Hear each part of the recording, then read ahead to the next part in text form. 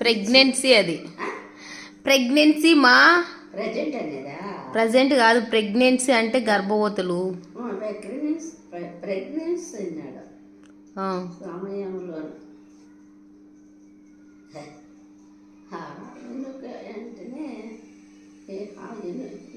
వెనకంటేనే కూడా భౌతికాలను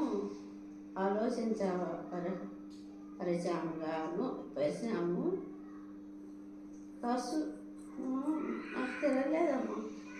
గర్భవతులతో కూడా డాక్టర్ అందాలే గారి 30 ఏళ్లకు పైడిన అనుభవం పరిశోధన సాధారణంగా